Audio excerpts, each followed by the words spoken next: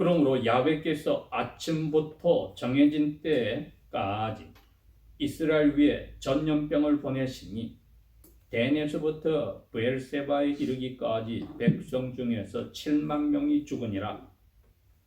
천사가 그의 손을 예루살렘으로 내밀어 예루살렘을 멸망시키려 하였을 때에 야훼께서 그 재앙으로부터 후회하시고 백성을 멸망시킨 그 천사에게 말씀하시기를 그것으로 충분하도다. 이제 너의 손을 멈추라 하시니 야훼 천사가 제부스 사람 아라우나의 타작마당 곁에 있었더라. 다윗이 백성을 치는 천사를 보고 야훼께 말씀드리기를 보옵소서. 내가 죄를 지었고 내가 사악하게 행하였나이다. 그러나 이 양들이 무슨 일을 하였나이까? 내가 원하오니 야훼 손으로 나와 나의 가족을 치소서 하니라. 그날에 갓이 다윗에게 와서 그에게 말하기를 올라가서 제부스 사람 아리운나의 타작마당에다 야훼께 제단을 쌓으소서 하며 다윗이 갓의 말에 따라서 야훼께서 명령하신 대로 올라가니라. 아라우나가 바라보니 왕과 그의 종들이 자기를 향하여 온 것을 보고 아라우나가 나가서 자기 얼굴을 땅에 대고 왕 앞에 엎드려 절하고 아라우나가 말하기를 어찌하여 나의 주인이신 왕께서 왕의 종에게 오셨나이까 하니 다윗이 말하기를 너에게서 타작마당을 내가 사서 야훼께 제단을 쌓아 재앙을 백성으로부터 그치게 하려 함이로다 하니 아라우나가 다윗에게 말하기를 내 주인이신 왕께서 좋게 여기시는 것을 가져서 드리소서. 보소서. 여기에 번제 희생물을 위한 수소들이 있고 나무를 위하여 타작 기구들과 소들의 다른 기구들이 있나이다 하고 아라우나가 왕이시기에 이 모든 것들을 왕께 드리나이다 하고 또 아라우나가 왕에게 말하기를 야훼 왕의 하나님께서 왕을 받아주시기를 원하나이다 하며 왕이 아라우나에게 말하기를 아니라 내가 반드시 값을 치르고 너에게서 살리라.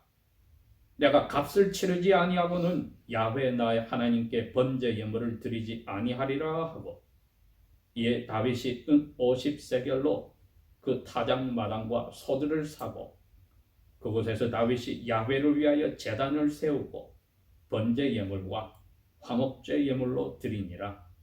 그러므로 야훼께서 그 땅을 위한 간구를 들으셨더니 재앙이 이스라엘로부터 그쳤더라. 아멘.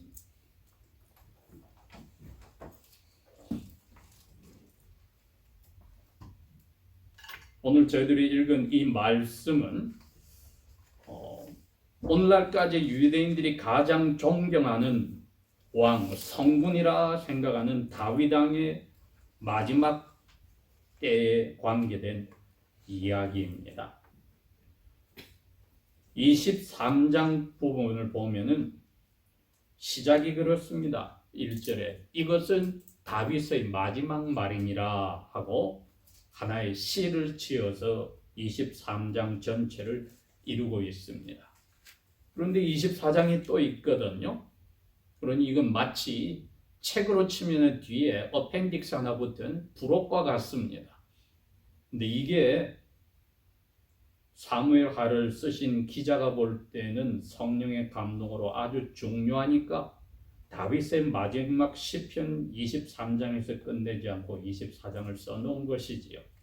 아니나 다를까 24장 맨 마지막 부분을 읽어보니까 이렇게 되어 있습니다. 야훼께서 다윗이 그 땅을 위해서 한 간구를 들으셨더니 재앙이 이스라엘로부터 그쳤더라. 이렇게 해서 다윗 왕의 마지막 하나님 앞에 기록되는 것이 죄를 지었고 죄에 대한 회개가 있었고 그 회개에 따른 용서를 하나님이 해주셨다는 것으로 막을 내렸습니다. 그 후에 열왕기상 열왕기하로 읽어볼 때에도 기자는 하나님의 마음에 맞게 씁니다. 너 후손들이 너희 아버지 다윗 왕과 다르다고 말할 때에 다윗 왕의 모든 의롭고 아름다운 일 중에 딱 하나만 하나님이 지적합니다. 햇사람 우리아의 아내를 취한 것은 잘못이라고 꼬집어 줍니다. 그러면서도 여기 24장에 나오는 이 사건에 대해서는 하나님이 더 이상 언급하지 않는 것을 보니 그리 큰 죄가 아니라고 하나님이 결정하신 겁니다. 그렇지만 다윗 왕이나 그 밑에 군대장관 요압이나 그 백성들이 다윗 왕의 이 죄 때문에 겪은 것은 사흘 동안이지만 이 겪은 것은 엄청난 일이었습니다. 근 3200년이 지난 오늘날 저희들에게도 성령께서는 이 말씀을 통하여 가르쳐 주시는 것이 있습니다.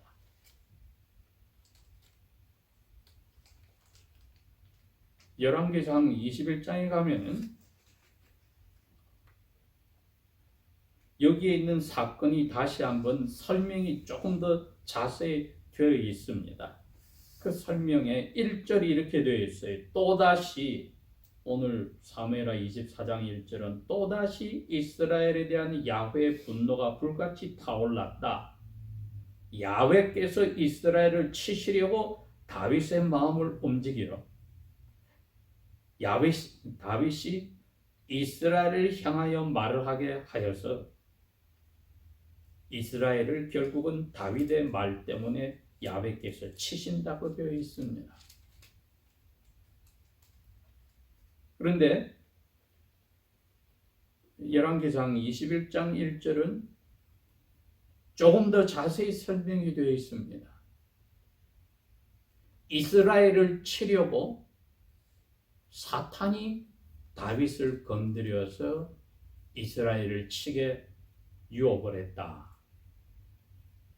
아니나 다를까 다윗이 사탄이 던져놓은 그 유혹에 빠졌습니다. 야훼께서 이것을 허락하신 사건입니다. 야훼께서 허락하지 않고 그 누구도 악한 영들도 사탄도 하나님의 자녀를 어떻게 해볼 수가 없습니다. 그런데 야훼께서 사탄에게 이것을 허락하여서 다윗을 흔들어 보게 하시고 그로 인하여 다윗 때문에 이스라엘 백성이 7만 명이나 죽는 사건이 터지게 되었습니다. 왜 이런 일을 야훼께서 허락하셨을까? 가장 근접한 사건은 그 앞에 사울 왕이 제1대 왕으로서 하나님 앞에서 이스라엘과 기브온 도시의 사람들이 한 약속을 저버렸습니다. 기브온 사람들은 원래 하나님 앞에서 이방인으로 가나안 땅에 살고 있다가 여호수아 장군이 이스라엘을 데리고 들어왔을 때 다 죽임을 당할 줄 알고 겁을 먹고 멀리 사는 것처럼 꾸며서 와서 여호수아 장군 앞에 와서 우리가 먼 곳에서 와서 이스라엘과 평화조약을 맺기를 원합니다. 당신들이 이 가나안 족속을 다 죽이러 왔는데 우리는 멀리 있으니까 당신하고 상관이 없으니까 평화조약을 맺어 주십시오. 그 사람들의 뒷조사를 해보지 않고 장로들과 여호수아 장군이 그 말을 그대로 믿고 하나님 이름으로 약속을 해줬습니다. 그래, 너희들은 우리가 죽이지 않고 그 대신 우리 민족의 노예들로 살아라.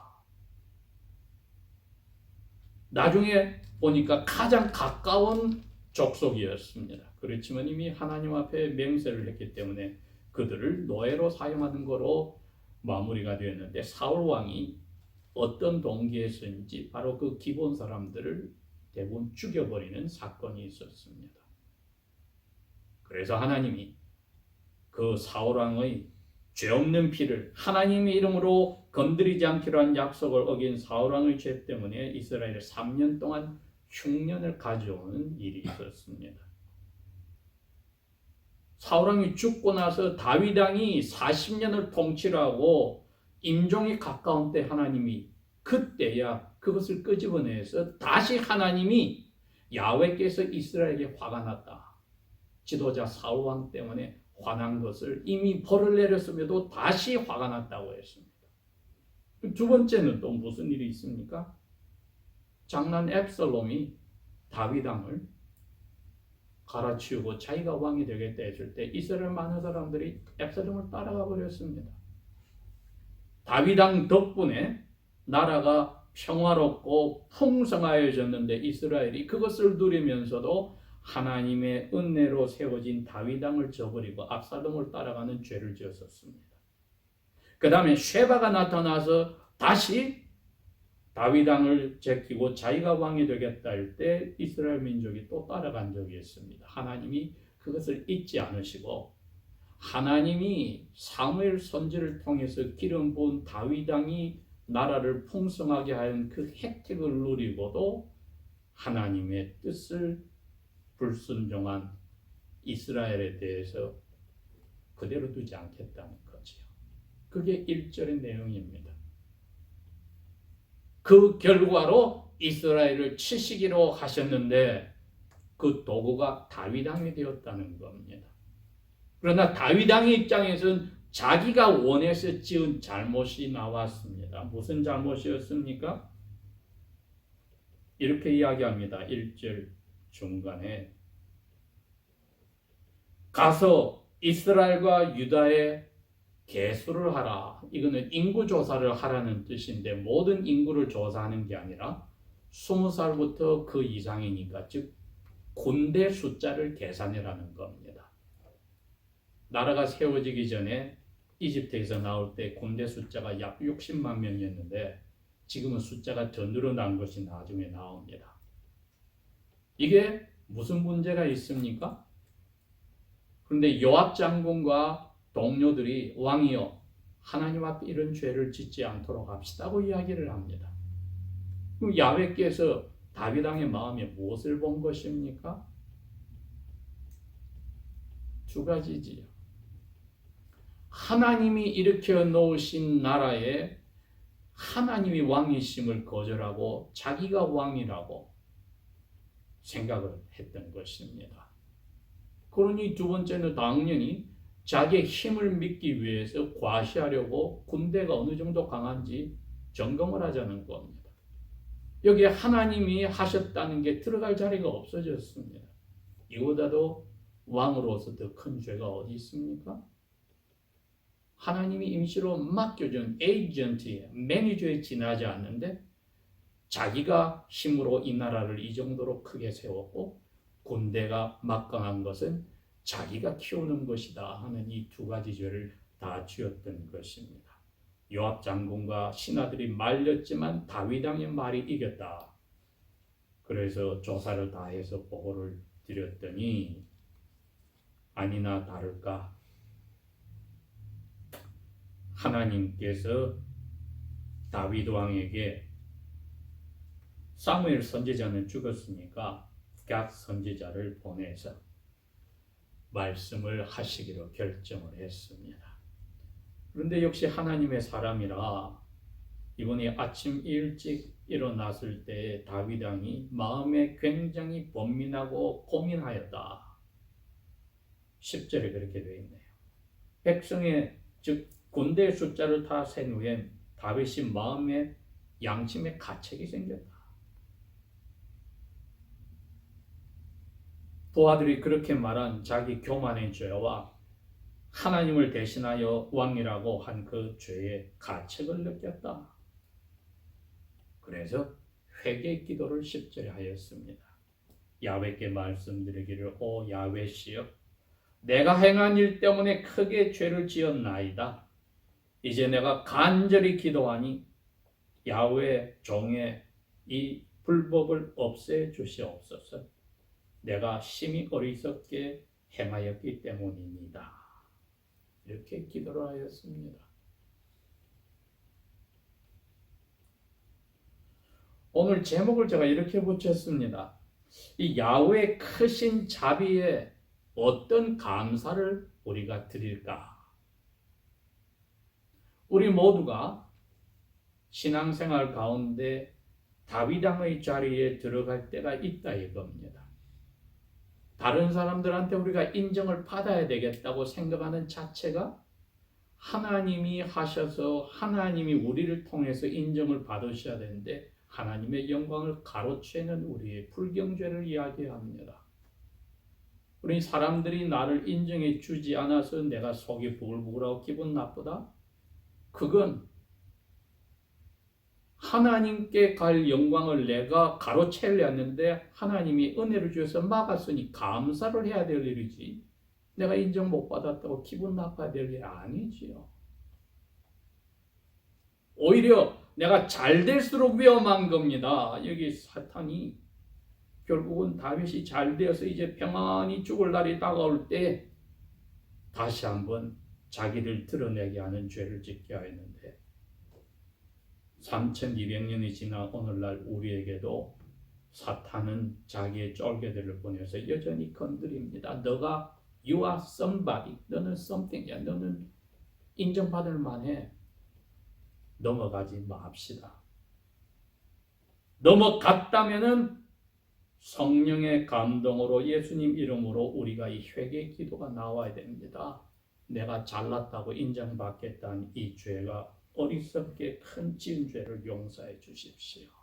오늘날 나 된 것은 나 때문이 아니라 야훼께서 처음부터 끝까지 하신 것입니다. 고백할 수 있어야 한다는 겁니다. 그 기도를 야훼께서 기다리고 계셨던 겁니다. 우리의 잘못을 깨달을 때까지 오래 참으시는 하나님의 자비를 오늘 저희들은 생각을 하는 겁니다.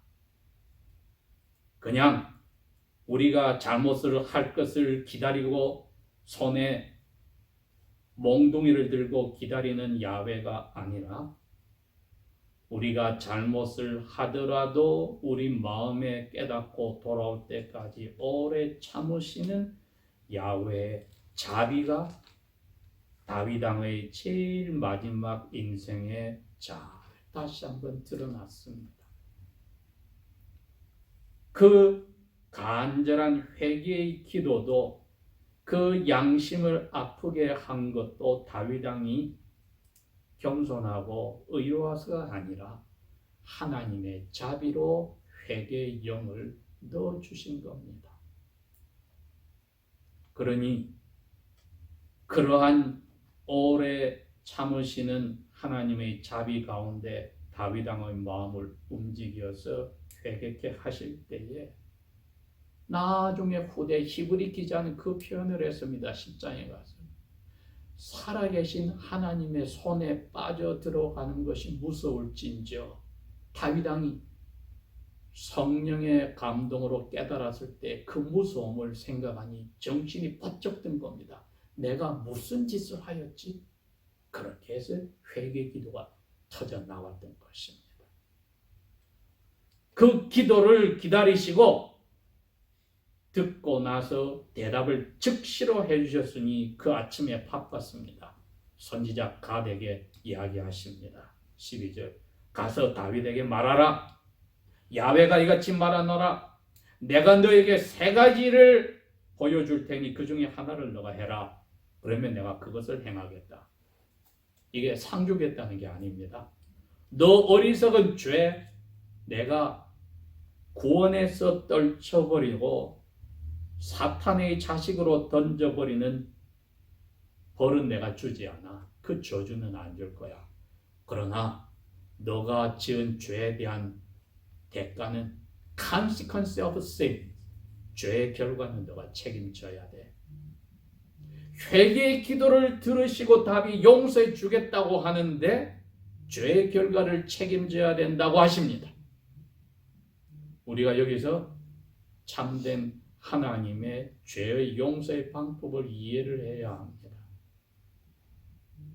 죄의 값은 묻지 않으시지만 왜? 죄값은 저주니까 그건 영원한 형벌입니다. 그러나 죄에 대해서 너가 채찍을 맞아야 될 자리에 있어. 세 가지 채찍을 내가 줄 텐데 어느 걸 맞을지를 선택해. 용서받은 사람만이 이 채찍을 맞는 겁니다. 하나님의 자녀만이 예수 안에서 구약시대도 메시아 안에서 죄 용서를 받고 죄에 대한 책임을 지는 채찍을 받는 것은 하나님의 자녀만이 받습니다. 하나님은 죄 때문에 벌을 내리지 않습니다. 자녀들에게는 저주를 내리지 않습니다. 그러나 그 죄에 대한 어리석음에 대한 책임을 지게 하는 것은 사랑의 채찍으로 오는 것이지 벌로서 오는 것이 아닙니다. 그러니 자비의 하나님께서 너 셋 중에 하나의 채찍을 맞아야 돼. 1번, 이 땅에 7년 동안 흉년이 올 거야. 이건 벌써 사울왕 때문에 한 번 3년을 겪었습니다. 2번, 3개월 동안 원수들이 와서 너희 군인들이 너와 함께 3개월 동안逃亡다녀야 돼.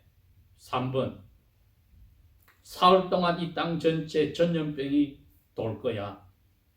그 셋 중에 하나의 채찍을 맞아라. 왕이여 대답하소서. 나를 보내신 야훼께 제가 가져가서 대답을 해드려야 됩니다. 14절 다윗이 갓 선지자에게 말합니다. 내가 큰 어려움에 지금 들었는데 그렇지만 오늘 24장의 제일 중요한 말은 여기에 있습니다. 야훼께는 자비가 인자가 긍휼이 크시니 이제 우리가 야훼의 손에 떨어져서 야훼께서 직접 치시는 채찍을 맞기를 원합니다. 적군들에게 또 사울의 죄 때문에 지었던 그런 기근이 드는 게 아니라 사흘 동안 야훼께서 직접 우리를 채찍 치시는 그 사랑의 채찍에 긍휼이 크신 그 채찍에 맡기겠습니다. 그래서 오늘 본문 15절이 나오는 겁니다. 그러므로 야훼께서 아침부터 사흘 동안 정해진 때까지 이스라엘 위에 전염병을 보냈다. 댄에서부터 이건 가장 북쪽에 요단강이 근원이 되는 가장 북쪽에 있는 도시에서부터 베르세바 가장 네게브 산맥 남쪽에 있는 곳까지 백성 중에 저주를 내리는 천사가 돌아다녀 7만 명을 전염병으로 죽였는데 이제 다윗 왕이 사는 예루살렘 성까지 치려고 하였을 때 야훼께서 충분하겠구나. 후회하셨다는 표현을 썼죠. relent. 마음을 돌이키셨다. 왜 돌이키셨습니까? 다윗 왕의 기도를 생각하여서 이제 채찍은 이 정도는 충분하다 하고 더 이상 진행하지 않기로 돌려서 예루살렘을 보호를 해주셨다. 이건 나중에 야훼 자신이 사람으로 와서 희생해야 될 그 장소를 남겨둔 거지요. 왜? 아라우나 타작마당이 바로 예루살렘의 그 모리아산을 이야기하는 거기 때문에 거기에다가 제단을 쌓도록 그 대신 야훼께서 명령을 바꿔주었습니다. 다윗이 그걸 보았습니다. 예루살렘이 살아났다.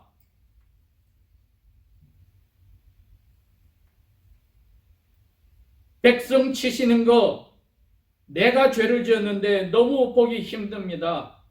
내 가족만 치셔 주십시오.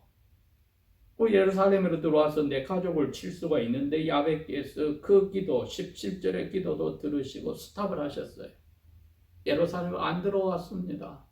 들어왔더라면은 다윗이 기도한 대로 백성 건드리지 말고 제 가족을 치십시오. 가족을 칠 수 있는데 야훼께서 그것도 스탑을 시켰어요. 이것이야말로 크신 야훼의 자비입니다. 그 대신 너는 예루살렘 언덕에 있는 아리오나의 집에 타작마당을 사서 거기서 너 바쳐라. 나에게 번제 예물과 화목제 예물을 바쳐라. 이것이야말로 하나님 앞에 저희들이 가져야 될 자세입니다. 이것은 자원하는 제사입니다. 우리가 죄를 지었을 때 바치는 속죄 예물이나 속건제 예물이 아니라 번제 예물과 화목제 예물입니다. 이거는 하나님이 이미 용서하심에 대해서 나 전체를 바쳐 불태운다는 것이 번제 예물이고, 하나님과 교제를 더욱더 감사합니다 하는 것이 화목제 예물입니다. 이 죄 용서 받았기 때문에 하는 겁니다. 하나님이 그래 너 이 두 가지 나한테 바쳐. 그 집주인 아라우나가 그럽니다. 왕이시여 이거 그냥 거저 가져가세요. 다윗 왕이 아니야. 내가 하나님께 죄 용서 받았을 감사에 나 삶을 바치는데 나한테 카스트가 없어? 그거는 예물이 아니야. 내가 돈 다 치르고 하나님 앞에 바치겠어. 이건 나중에 사도 바울이 한 말과 같습니다.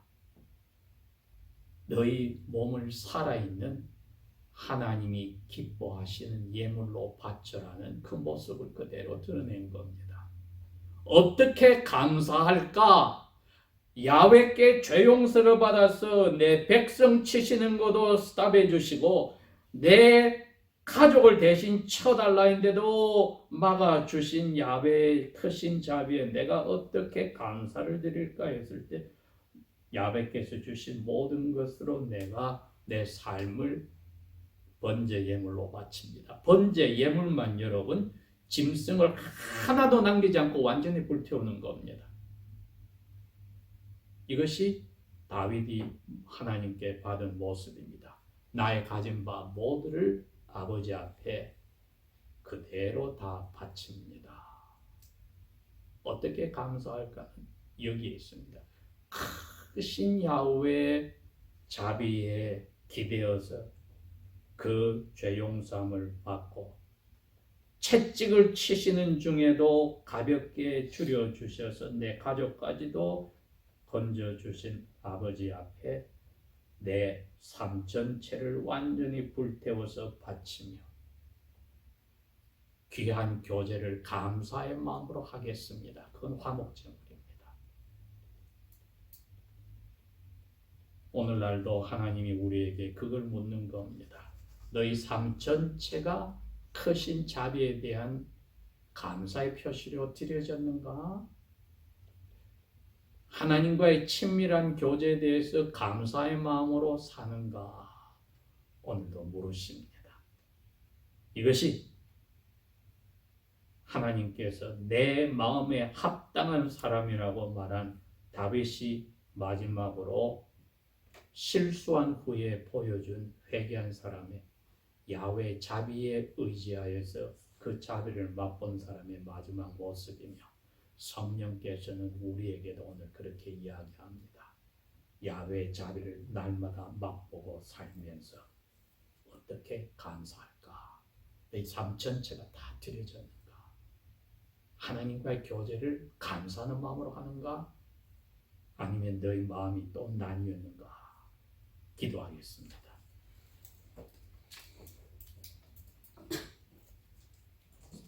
귀하신 주님, 40년의 왕권 후에도 보잘것없는 죄인임을 깨닫게 하셨으니 아버지의 은혜가 아니고는 저희들이 날마다 아버지의 영광을 가로채는 죄를 지을 수 있음을 고백합니다. 크신 자비 가운데 예수님께 우리의 저주와 죄값을 물으심을 감사하면서 성령의 감동으로 우리의 마음과 뜻과 성품과 목숨과 가진 바 모든 것이 제단 위에 깨끗하게 받쳐지며 불태워지기 원합니다. 감사한 마음으로 아버지와 교통하는 삶을 원하니 기억하여 주십시오. 우리의 마음을 나누는 일에 젖어들지 않도록 도와주십시오. 악한 자에게 유혹에 빠지지 않게 보호하여 주십시오. 예수님 이름으로 감사 기도합니다. 아멘.